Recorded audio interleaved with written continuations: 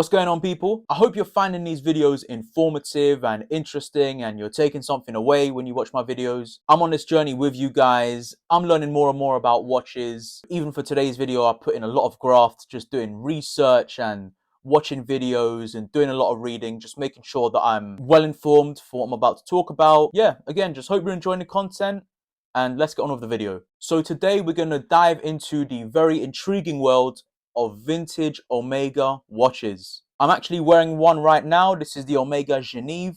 I picked this up about a month and a half ago. I bought it from a guy on Facebook Marketplace. Obviously, with all these websites, there's always a risk that you might get conned.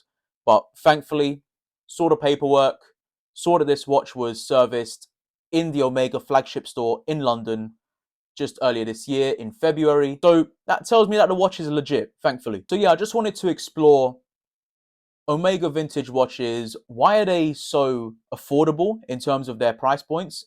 What are the pros and cons of buying vintage Omega watches? And just some more generic talking points. Let's start by addressing one important factor.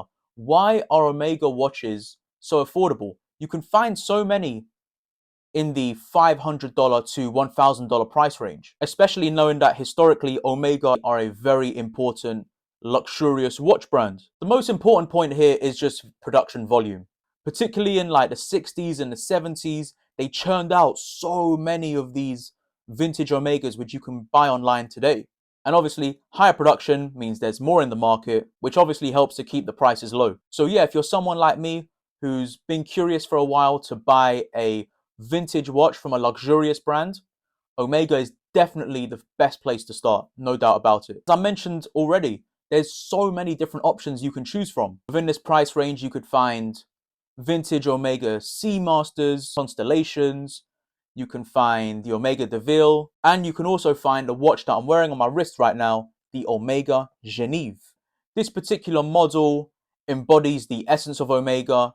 It's very sleek, stylish, the design is timeless as well, and it actually boasts the same premium movement as its siblings, the Seamaster and the Speedmaster. So it's definitely a watch which is under the radar. It doesn't have that deep sea or space hype as the other two models would have. Now, there are a number of, let's say, pros and cons you have to consider before you decide to buy a vintage Omega. Starting with the pros, you know for sure you're getting a timeless design with a lot of history and heritage behind it. And of course, just speaking generically, I feel like these watches from the 60s and 70s, they just ooze class and sophistication, basically making them a stylish addition to any watch collection. Craftsmanship and attention to detail on these watches is just immaculate.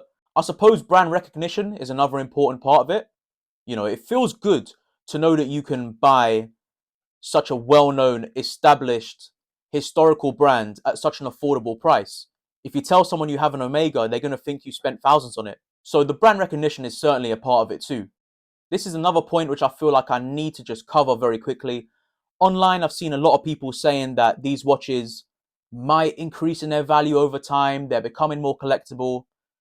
Listen, I don't have a crystal ball. I can't tell you that for sure. If you're going to buy a vintage Omega and someone tells you, trust me, my friend, this is going to go up in value, they're just trying to sell the watch to you. So always bear that in mind. And on to the drawbacks / cons of purchasing these vintage Omegas. Number one is condition and maintenance. So yeah, before buying any of these watches, make sure you're aware of the condition of the watch. It might require a service. It might need a repair of some sorts. Might need to change the strap. So these are just things you have to consider. You might have to pay a bit more on top of the price that you paid for the actual watch itself. So always bear that in mind. There is another point, which is if you're going on somewhere like eBay or Facebook Marketplace like I did, or Chrono24, you need to be aware of, as I said, the condition of the watch, but you also need to be confident in who you're buying from. You don't want to spend a lot of money on one of these vintage Omegas only to find out that it's got Frankenstein parts and it's not nowhere near the original, let's say. You know, that'd be hugely disappointing. So always make sure you're well informed, do research beforehand, ask questions, make sure the person you're buying from is reputable. So yeah, I hope you guys found that informative. It's definitely cool to add one of these to your collection. They just add a bit of character. Vintage Omegas offer a unique blend of a timeless design affordability, and historical significance. I hope I've provided you with some valuable insights required to make your decision. And as always, thank you so much. Take care. Ciao.